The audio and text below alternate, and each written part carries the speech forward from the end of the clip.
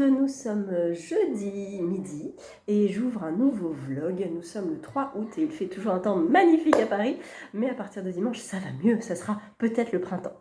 J'ai terminé Un jour tu paieras de Petroni Rostagna, publié chez HarperCollins, poche. Il est dédicacé au Festival Quai du Polar et il est trop bien. Je me rends compte que j'aime beaucoup quand il ne s'agit pas que du côté flic. Là, on suit donc Pauline Carrel, une jeune avocate qui est commise d'office, qui va être sur une enquête avec Mathieu, qui implique un homme qui s'appelle Mathieu, qui est coupable de double homicide volontaire et il est un petit peu dans la mouise, très dans la mouise, et elle doit le défendre. Donc elle est aussi dans la mouise parce que ça va être compliqué comme affaire. On va découvrir les faits et on va découvrir aussi le passé de Pauline. On sent qu'il y a quelque chose qui s'est passé dans son passé et qui n'est pas très rose, effectivement. Le prologue est assez trash, assez violent et poignant. J'ai beaucoup aimé ce prologue, je l'ai trouvé assez original dans la manière d'écrire, parce qu'il est écrit à la première personne et j'aime bien en fait, je trouve que c'est un bon pied d'entrée dans l'histoire. Et ensuite donc on va découvrir Pauline, on va découvrir Mathieu, on va découvrir son histoire, et puis on va découvrir d'autres personnages et une autre affaire également. Je ne veux pas vous en dire plus parce qu'il est court, il fait 280 pages, il se lit très vite. J'aurais pu le lire en une journée, je l'ai lu en 2 jours, enfin en 2 jours et demi on va dire. Et la fin, oui, je me suis mis un petit post-it pour le dénouement en fait, parce qu'il y a plusieurs choses qui se passent. En tout cas, c'est hyper addictif, c'est bien écrit, elle fait partie des louves du polar, je vous la conseille très fortement. Et moi, j'ai hyper hâte de lire la suite, qui s'appelle Je pensais t'épargner. Je crois que ça doit être ça, Je pensais t'épargner, c'est ça. Donc voilà l'histoire de Pauline Carrel, si vous voulez la découvrir. Bien sûr, j'imagine que dans le tome 2, on en saura un petit peu plus sur son passé, même si là, dans le tome 1, on en sait pas mal quand même. Des éléments assez importants qui sont révélés.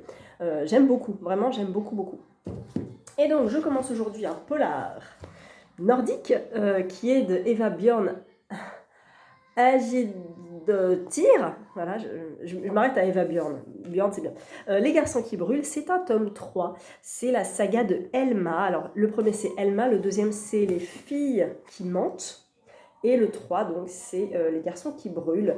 Ils sont tous les 3 sortis à la Martinière et tous les 2 sortis en point, puisque celui-là vient de sortir en grand format. Il est dédicacé, je l'avais vu aussi à une soirée La Martinière, juste avant les Quais du Polar, enfin le jour de l'ouverture des Quais du Polar.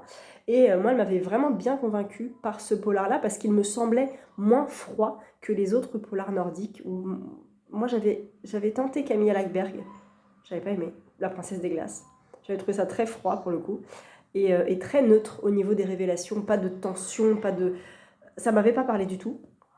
Et j'avais lu aussi Ragnar Jonasson, j'avais lu La Dame de Reykjavik, que j'avais trouvé pas mal, mais par contre la fin était vraiment extra et très originale. Donc ça, j'ai vraiment noté que je retenterai peut-être Ragnar. Maï, si tu passes par là, je retenterai un jour Ragnar. Mais en tout cas, voilà, je lis justement ce livre-là en lecture commune avec plusieurs filles, dont Mag, et les autres ont lu, je crois, le tome 1 et 2. Normalement, c'est des enquêtes indépendantes. J'imagine que je vais me faire spoiler des trucs sur Elma. C'est pas très grave. Si ça me plaît, je lirai Elma et le tome 2. J'ai commencé, j'ai lu, je n'ai même pas mis de marque-page, je crois que j'ai lu 2 chapitres. Et j'aime bien le style, je trouve pas ça froid, je trouve ça décrit, je trouve ça humain. Donc voilà, pour l'instant, j'aime bien. J'ai lu 20 pages. Il en fait, combien d'ailleurs? Et 400 quand même. 424, mais il est écrit gros. Je me le suis mis jusqu'à lundi, donc c'est beaucoup, jeudi, vendredi, samedi, dimanche, lundi. 5 jours pour 410 pages, je pense que je le terminerai avant, et ça tombe bien parce que si je le finis avant, je vais pouvoir avancer Le crime du SS Orient, puisque je suis déjà à la moitié et qu'il se lit extrêmement bien. Donc comme ça, j'avance. Je ne peux pas trop avancer dans mon planning de lecture, puisqu'ensuite j'enchaîne 2 lectures communes, La vie qu'on m'a choisie et Les affinités sélectives. Donc c'est 2 beaux bouquins qui font bien 500 pages chacun, je pense. Et donc je peux pas trop avancer mon planning, donc je vais essayer de caser comme ça Le crime du SS Orient, ça sera très bien. Avancer peut-être L'heure des femmes, peut-être le finir en papier. Et puis qu'est-ce que j'ai d'autre à lire? C'est tout. Enfin, j'en ai plein d'autres à lire, mais bon, là globalement c'est tout ce que j'ai. Je peux pas prendre trop d'avance parce que les autres que j'ai à lire sont aussi des pavés. Je peux peut-être commencer Du même sang, au Cherche-Midi que j'ai reçu pour la rentrée littéraire. Et je vais vous montrer quelque chose. J'ai rangé ma bibliothèque, ma palle. Et là, nous avons la palle, alors sans celle-là. Ces 3-là, ils sont pas vraiment dans ma palle. Voilà, voilà ma palle. C'est pas ouf, hein, franchement, ça va. Donc voilà, ça c'est tout ce que j'ai à lire qui est dans ma palle officielle. Et là, c'est la palle officieuse.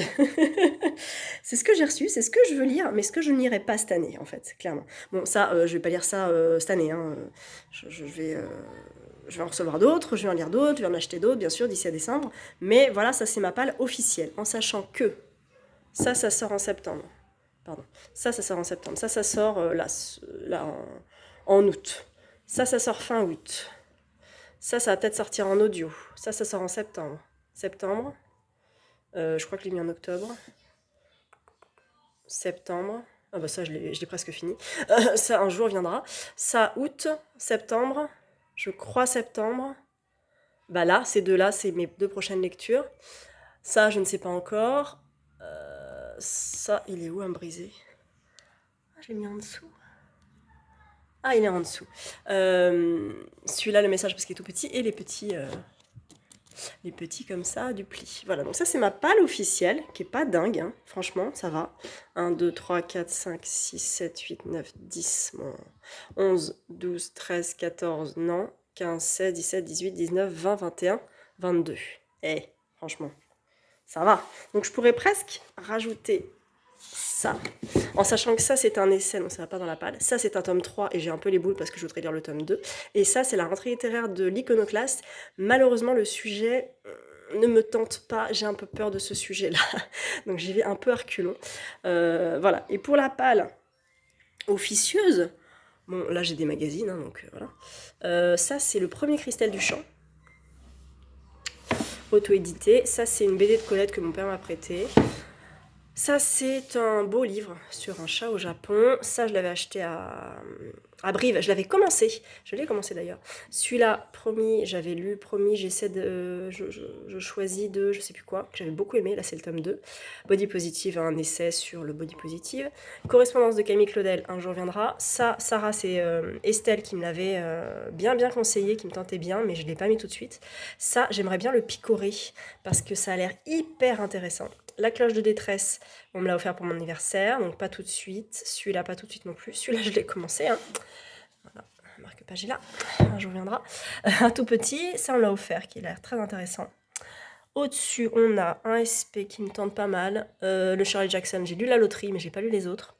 La civilisation du poisson rouge, essai que je veux absolument lire. Celui-là, je l'ai reçu. En fait, c'est pénible parce que de base, j'avais pas très envie de le lire. Et en fait, en lisant le résumé, je me dis, waouh, ça a l'air trop bien. Ça se passe à la cour du roi Louis XVI et ça parle de Marie-Antoinette, donc j'ai bien envie. Celui-là, j'ai lu la première nouvelle, donc il est entamé, mais voilà. Celui-là, on me l'avait offert très gentiment, je le picore de temps en temps. Freud, faut que je le lise. Ça, je l'avais pris à l'œil de Luciole parce que j'avais envie de commencer Isabelle Villain et je voulais commencer par son premier. Ça, je le lirai quand j'aurai terminé les Chroniques de San Francisco, donc dans 5 ou 6 ans. Le deuxième sexe, un jour viendra, je lirai le tome 2. Celui-là, elle a remporté le prix Polar Pocket l'an dernier. Il a l'air vachement bien. Fur l'Éden aussi. Ces deux-là, je les ai reçus de Pocket et ils me tentaient vraiment bien, mais je ne sais pas quand je les caserai. La femme mystifiée qu'il faut absolument que je prenne et je l'ai en audio. L'horizon en main nue, un autre de cet auteur-là. L'effet coccinelle, j'ai bien envie de lire aussi, mais pas tout de suite. Les prisonniers de la liberté, un jour viendra. L'assassin de la rue Voltaire, c'est le tome 3 du Loup des Cordeliers. Je ne me rappelle absolument pas du tome 2, c'est un problème. Écoutez le noir, c'est des petites nouvelles à me briser qu'on m'a offert pour mon anniversaire qui me tentent beaucoup.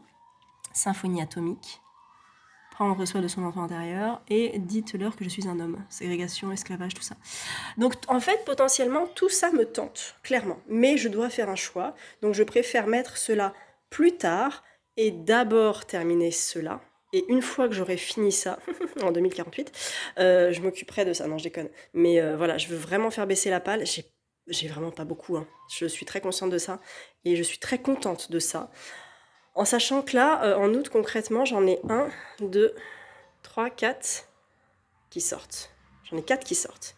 Je lis aussi les Chroniques de San Francisco, le tome 3, il n'est pas dans ma palle. Et je lis aussi un autre qui n'est pas dans la palle, c'est lequel? Je sais plus, j'en ai un autre. Mais voilà, c'est pas fou, quoi, c'est bien. Donc écoutez, si vous en voyez en commun avec moi, n'hésitez pas. Donc soit ils sont programmés, je vous donne la date, soit on se programme une petite lecture commune et ça peut être...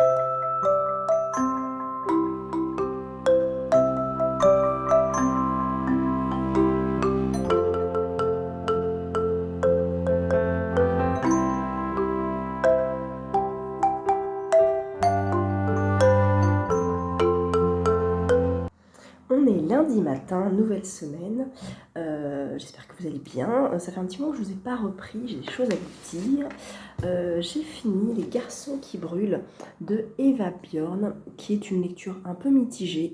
Et je pense que les polars nordiques ne sont pas pour moi. Parce que déjà, bon, c'est un tome 3, ça n'a pas dérangé du tout. Il n'y a juste pas aucune description de Alma. Je ne sais pas qui elle est, en fait, je ne sais pas son passé, je ne sais rien d'elle. Elle a juste une sœur. Et il se passe un truc avec elle dans ce tome-là.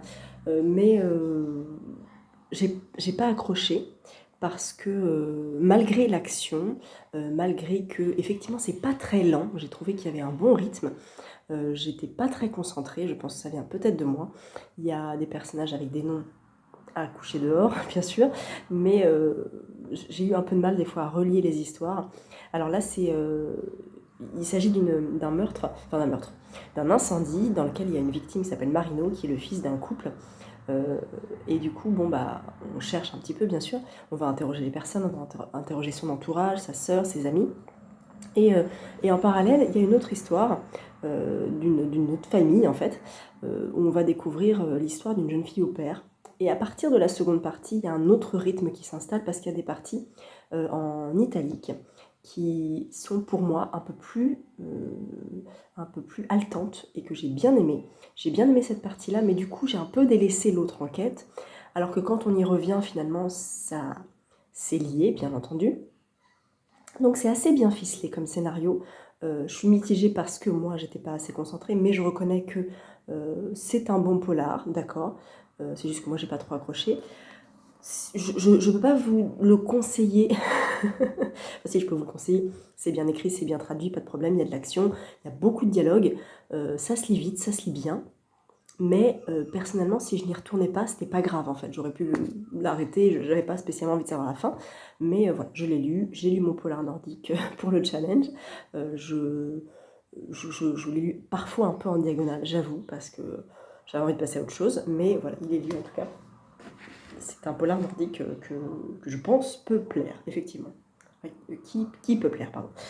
J'ai terminé aussi Le crime du SS Orient de C.A. Larmer, qui est donc le tome 2 du club des amateurs de romans policiers. Le tome 1, c'était Ils étaient 7, ça avait été un super coup de cœur.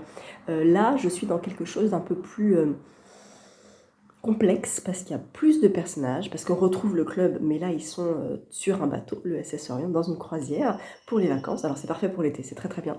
Il va y avoir plusieurs affaires dans ce bateau-là, de disparition, de meurtre, et du coup tout va être lié bien sûr. Notre petit club va mener son enquête, mais ils vont pas être les seuls à mener l'enquête. Ils vont parfois être un peu évincés, un peu trompés aussi, et j'ai trouvé ça assez complexe, parce que beaucoup de personnages, parce que beaucoup d'intrigues les unes dans les autres. Et puis moi, ma concentration n'était peut-être pas forcément là, donc c'était quand même une très bonne lecture, mais voilà, je pense que j'ai préféré le tome 1 parce que c'était un peu plus clair pour moi, j'étais plus concentrée. Je vous le recommande quand même parce qu'il est vraiment très très chouette. Petit spoil au crime de l'Orient Express à la fin. On vous le dit, voilà, on donne un peu les clés de la fin. Je trouve ça un peu dommage. Et puis, ça n'avait peut-être pas lieu d'être, mais bon, voilà, préparez-vous. Il y a, je ne sais plus où c'est dit d'ailleurs, il y a une petite note en bas de page. C'est où? C'est là. En début de chapitre. Ah mince, c'est où? Pourquoi? Ah, parce que moi je l'avais en numérique aussi, j'avais eu les épreuves et du coup... Ah si, c'est peut-être juste à la toute fin en fait. Voilà, c'est ça. Alicia leur résuma du mieux qu'elle peut l'intrigue du crime de l'Orient Express, non sans les avoir avertis qu'elle allait les spoiler. Petit 1, note de bas de page, et vous également, chers lecteurs et lectrices. Voilà, effectivement, on a un petit spoil de ça. Mais bon, vous êtes prévenus, ça arrive pas d'un coup. Vous pouvez vous dire, hop là, je lis pas peut-être ce passage. Et puis après, vous passez, c'est pas très grave. Donc, ça n'a rien à voir. Le final du crime de l'Orient Express n'a rien à voir avec le crime du SS Orient. Ce n'est pas du tout similaire. Donc ça, déjà, c'est bien. Et puis la fin est assez inattendue. J'ai bien aimé ce déroulé, enfin ce dénouement plutôt. Et voilà, et puis j'ai hâte que le tome 3 sorte. Alors c'est pas tout de suite, hein, c'est en avril, donc on a un petit peu de temps devant nous. Mais celui-ci sort le 31 août, ça va être très très chouette cette sortie. Ensuite, je dois lire à partir de demain une lecture commune de La vie qu'on m'a choisie. Oui. Je vous disais donc que demain, je lis celui-ci. À partir de demain, La vie qu'on m'a choisie de Hélène Marie Wiesmann, qui était sortie celui-ci chez Faubourg Marigny. Je n'ai entendu que des bons avis. On me l'a offert pour mon anniversaire et je le lis en lecture commune avec celle qui me l'a offert et une autre copine d'un club de lecture. À partir de demain, il fait 515 pages et je l'ai programmé sur 5 jours, il me semble, 4 jours. On est ici avec... je veux pas le savoir. Lily, j'ai vu. Lily, New York, 1931. Voilà. Depuis sa naissance, il y a 9 ans, jamais Lily n'a vu la lumière du jour. Voilà, ça me suffit. Donc on est dans un roman assez poignant, visiblement, je crois. Et donc, comme j'avais de l'avance sur mon planning, alors j'ai emprunté des mangas. J'ai emprunté Nana, tome 3 et 4, que je n'ai pas avancé. Mais je les prendrai peut-être en vacances, on verra. Et je me suis dit, je vais avancer mon planning d'août sur maintenant, sur les 2 jours que j'ai, je peux peut-être commencer, lire un livre, tout ça. Et dans mon planning, j'ai 60 minutes de MJ Arlidge que j'ai mis pendant mes vacances sur 3 jours. Quelle ambition! Parce qu'il fait 540 pages. Voilà, et j'avais pas vu ça, je pensais qu'il était beaucoup plus petit que ça. Je pensais qu'il faisait 400, 300, 400 pages. Pas du tout! Donc je l'ai commencé sans être trop au courant en fait. Même pour tout vous dire, je l'ai commencé sur Glose parce que je l'avais pas sur moi, j'étais pas là hier. J'étais pas chez moi et du coup je l'ai commencé sur le téléphone. J'ai lu donc même pas les 10 premiers pourcents, j'ai lu 5% je crois. Et en rentrant chez moi, j'ai vu qu'il faisait 500 pages. Bon. Donc je l'ai commencé hier en me disant c'est pas grave, je le continue tout ce que je peux aujourd'hui et demain je commence celui-ci. Et comme ça je le reprendrai pendant les vacances sur les 3 jours qu'il me reste. Donc je me dis si je lis au moins 100 pages, 150 pages, c'est toujours ça de prix. Et je pourrais effectivement peut-être le lire sur 3 jours quand je le reprendrai au mois d'août. Voilà, je sais pas si c'est clair pour vous, mais c'est très clair pour moi. Donc aujourd'hui, je lis un petit peu celui-là et je le mettrai en pause pour demain commencer celui-ci. Voilà, c'est tout ce que j'avais à vous dire. Je n'ai rien dans la boîte aux lettres. J'attends le roman de Julien Dufresne-Lamy qui sort pour la rentrée littéraire. Je suis un petit peu inquiète parce que j'ai vu que beaucoup l'avaient reçu. Que Estelle l'a reçu aussi il y a une bonne semaine. Donc soit ils m'ont oublié, soit le facteur a pris le bouquin. Voilà, je ne sais pas. La suite au prochain épisode.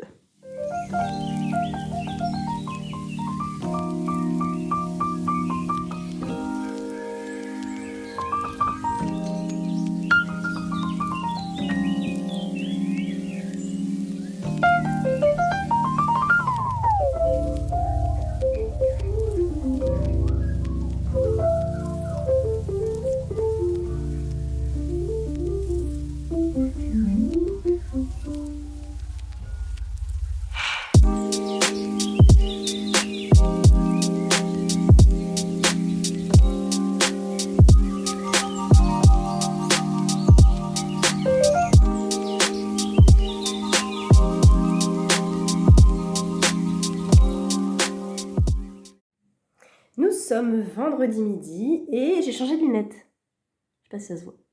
Elles étaient plus larges, plus grosses, les autres, voilà. Maintenant, elles sont un petit peu plus fines. Elles sont surtout plus légères, je m'en rends compte maintenant. Voilà, j'ai toujours la même vue, hein, j'ai une vue un peu pourrie. Mais voilà, en tout cas, j'ai changé de lunettes. Voilà. Je reviens un petit peu parce que les miennes étaient vraiment bien rayées. Ça faisait 9 ans que je les avais et il était temps que je change. Voilà, parenthèse fermée, j'ai terminé. L'heure des femmes en audio, c'était tellement bien, c'était tellement parfait. C'était tellement parfait, ce bouquin est tellement génial, hyper intéressant, hyper indispensable en fait. Voilà, il faut le lire en fait, hein, ce bouquin, clairement. C'est l'histoire de Ménie Grégoire, qui était j'allais dire speakerine, pas du tout, chroniqueuse, présentatrice radio dans les années 60, fin des années 60 jusqu'à 81, il me semble. Et qui a fait avancer, qui a fait une révolution à la radio pour toutes les femmes au foyer. C'était génial, c'était passionnant, c'est bien écrit, j'ai beaucoup aimé. Voilà, je savais que j'allais aimer, j'ai eu raison et c'est un gros coup de cœur, donc je suis très très très contente. Je vous recommande très fortement cet ouvrage. J'ai donc commencé ensuite... Alors j'ai plein de choses en cours, ça va pas du tout. Je vous avais laissé sur celui-là, 60 minutes.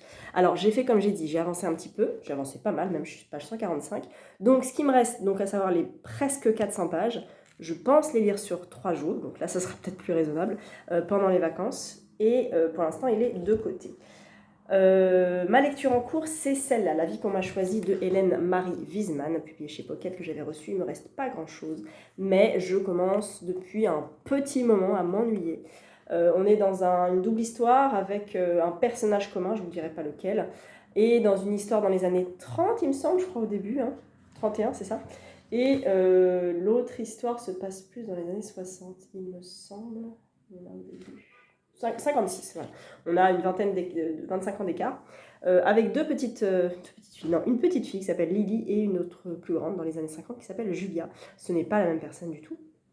Lily a une particularité, elle est enfermée à cause de cette particularité par sa mère, par ses parents dans un grenier pendant 9 ans, depuis sa naissance en fait, jusqu'au jour où, un jour, il va se passer quelque chose et elle va sortir, sa mère va la sortir pour finalement se débarrasser d'elle.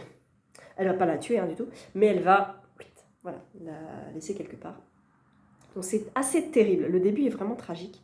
J'ai eu beaucoup d'émotions. Je me suis vraiment attachée à cette petite fille. Je l'ai beaucoup aimée dès le début. Et puis elle va poursuivre sa vie au sein de l'endroit, je vous le dis ou pas, c'est un cirque, voilà. Elle va être dans un cirque et elle va évoluer comme ça, elle va grandir au sein du cirque, donc elle va rencontrer beaucoup de monde, une vie, des gens qu'elle va devoir respecter, des sacrifices qu'elle va devoir faire, et etc., etc.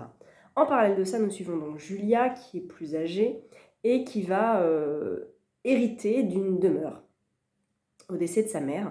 Et on sent que les deux histoires sont liées par cette demeure, par certains personnages.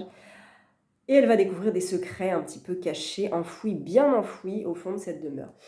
Mais c'est un peu lent pour moi, il y a pas mal de répétitions, ça n'avance pas beaucoup. Donc autant le début est vraiment passionnant, et autant au bout de 200 pages, je trouve que ça s'essouffle un petit peu, il en fait plus de 500, et là, depuis une centaine de pages, voilà, alors il y a des révélations, là, avec Julia à la maison, elle a trouvé des trucs, mais clairement, je me doute de ce qui va se passer parce qu'on sait déjà pas mal de choses. Voilà. Donc c'est pas du tout un coup de cœur, ce serait une bonne lecture, mais bon, sans plus.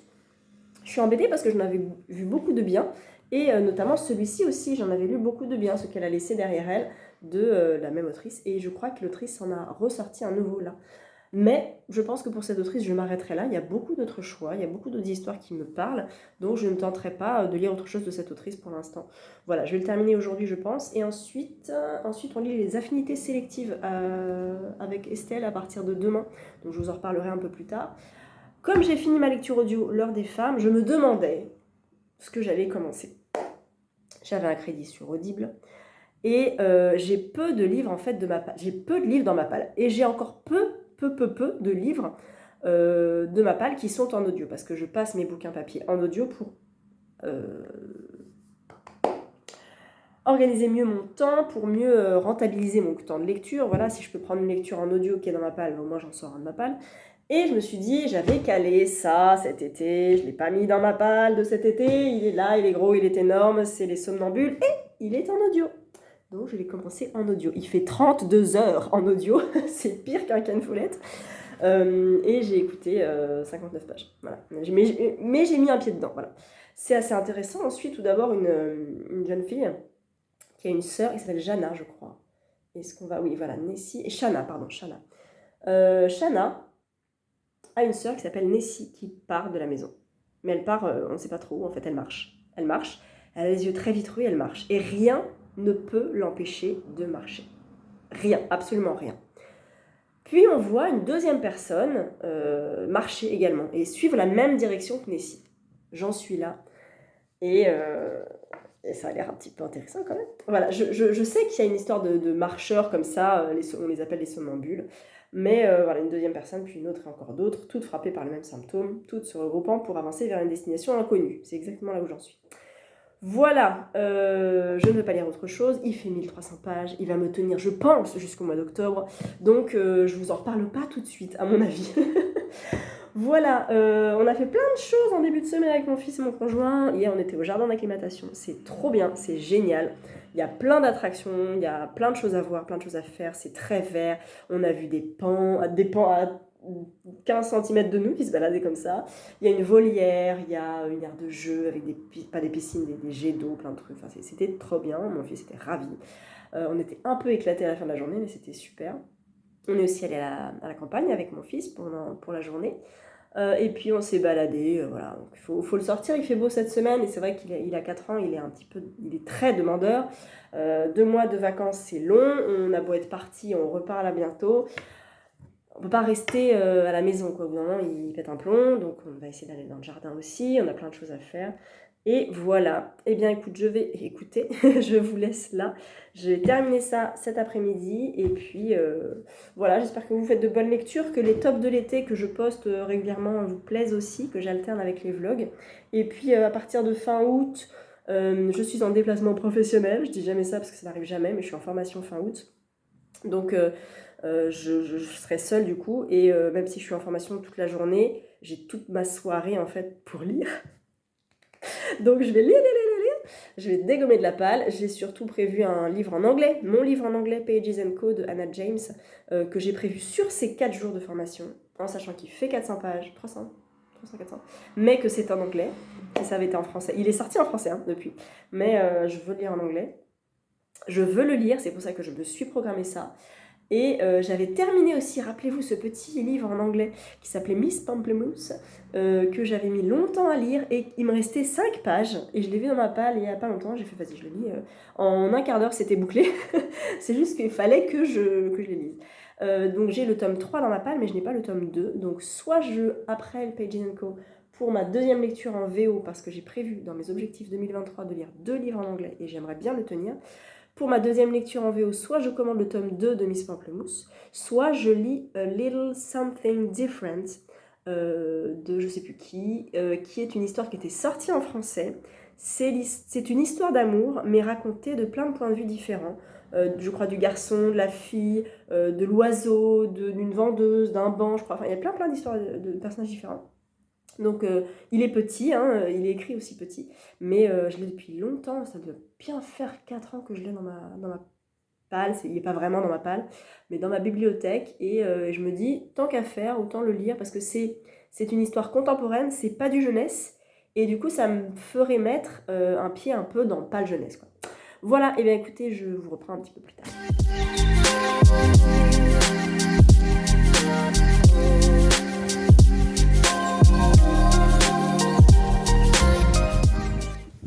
Bonjour tout le monde, on est mercredi matin, je vous reprends parce que j'ai terminé les affinités sélectives de J. Courtney Sullivan chez Pocket. C'est une lecture que je qualifierais d'intéressante sans grand intérêt. C'est très contradictoire. En fait, je vous ai pas parlé de ce livre, je crois. On suit 2 femmes, on suit Elisabeth qui vient d'avoir un enfant et qui a déménagé de Brooklyn pour une petite ville paisible avec son fils et son mari, et qui cherche une nounou en fait pour son fils pour reprendre le travail. Elle est un peu perdue par cette nouvelle situation, on sent qu'elle a un peu comment dire, le postpartum en fait, voilà, et elle est perdue, elle est seule, elle connaît presque personne, donc elle se réfugie sur un groupe Facebook, des Brooklyn Mamas, je crois, et bon, c'est drôle, et j'ai eu pas mal d'empathie pour elle, et elle cherche donc une babysitter pour son fils. Elle va tomber sur Sam, qui est une étudiante d'une vingtaine d'années, qui va avoir un coup de cœur pour le fils d'Elisabeth, ça va super bien se passer, et du coup, elle va être engagée par Elisabeth. C'est donc l'histoire de ces 2 femmes qu'on va suivre en alternance, 2 chapitres l'une, 2 chapitres l'autre par exemple, et on va apprendre à les connaître. Alors, l'autrice développe beaucoup ses personnages, donc ça c'est très intéressant parce qu'on est vraiment avec elle, on les connaît très bien, c'est très intéressant, j'ai beaucoup aimé ça. Par contre, l'histoire ne m'a pas transcendée. Il s'agit de questions de vie, de questions de couple, de recherche de soi, tant pour Sam qui est jeune étudiante que pour Elisabeth qui est jeune mère. Donc c'est assez intéressant. Il y a peut-être un petit côté Joyce Maynard, mais j'ai pas éprouvé plus d'intensité à cette lecture parce que je m'attendais peut-être à un twist, à un truc un peu plus important que ce qui se passe dans le bouquin. Donc c'est pas une déception, c'est une lecture intéressante, mais c'était pas fou quoi. Oui. Pour aller à la mer dans le sable. Oui, on va prendre ça pour aller dans la mer. Ok, ça marche. Pas le train, non. Non, le train vert, tu vas pas le prendre dans le sable. Mais ça, c'est pour les... Oui, si tu veux, si tu veux. Il va gratter les lèvres avec ça. Oui, oui. Et donc, j'ai repris 60 minutes de MJ Harlidge que j'avais bien entamé et que j'ai encore plus entamé puisque je suis à page 200 maintenant et qu'il en fait 530. Donc, je suis bientôt à la moitié. C'est le tome 8, 7, 8, 9 de Ellen Grace. Je n'ai lu que le tome 1. Mais c'est pas grave du tout, ça ne me dérange pas. C'est pas gênant. Merci mon cœur. Et du coup, voilà, ça me dérange pas du tout. On est dans une enquête très très prenante. Les chapitres sont hyper courts. Et j'adore. Voilà, j'aime beaucoup. Il est parti faire une course. Et du coup, j'aime beaucoup, beaucoup, beaucoup. Ça se lit hyper bien. Et c'est très prenant. Et c'est exactement ce dont j'avais besoin. En parallèle de ça, je vais lire Du même sang de... Je sais plus comment ça s'appelle. C'est au Cherche Midi. C'est pour la rentrée littéraire du Cherche Midi. Et tout le monde en dit que du bien. Je suis intégrée dans un groupe de lecture commune, mais ils l'ont commencé plus ou moins hier, aujourd'hui. Moi, j'ai de la route aujourd'hui, c'est pas moi qui conduis, donc je vais peut-être pouvoir avancer ça. Et je prendrai du même sang demain. Mais ça va être une lecture un peu entrecoupée, parce que là, pendant les vacances, j'ai pris aussi Les Chroniques de San Francisco, tome 3, Insomnie, de Stephen King, 900 pages. Et puis ça, quoi, à finir. Donc, cool. En fait, je ne sais pas quel va être mon temps de lecture là-bas. Donc ça va dépendre. Soit je peux lire à la plage, j'y crois moyen, enfant de 4 ans, j'y crois moyen. Soit peut-être le soir, j'en sais rien, je sais pas, on verra. Mais voilà, je ne suis pas trop chargée niveau exigence. Et puis voilà, ça va être cool, ça va être chouette. On part ce matin et je vous ferai sûrement des petites images et je vloguerai sûrement. Je terminerai ce vlog à mon avis là-bas, pour en ouvrir un autre là-bas.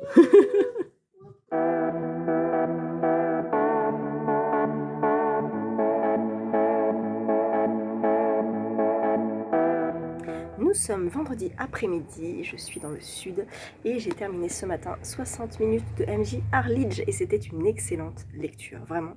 J'ai été très surprise, je me suis doutée de la fin, un petit peu avant la fin, mais j'ai trouvé ça judicieux, très bien ficelé, hyper addictif parce qu'il y a combien de chapitres?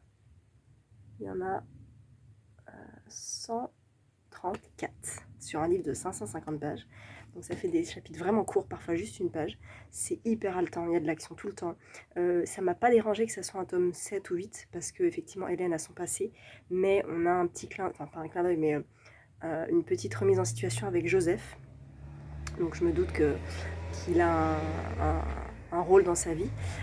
Ils mènent l'enquête ensemble et il y a Charlie aussi qui est une de ses collègues. Donc ces trois-là, je pense, travaillent ensemble depuis un petit moment et probablement qu'il y a eu une histoire avant dans les tomes précédents. Ça m'a pas dérangé. L'intrigue est très intéressante. On a donc affaire à un tueur. Enfin voilà, il s'est passé quelque chose il y a plusieurs années. 5 ados ont été séquestrés pendant toute une nuit.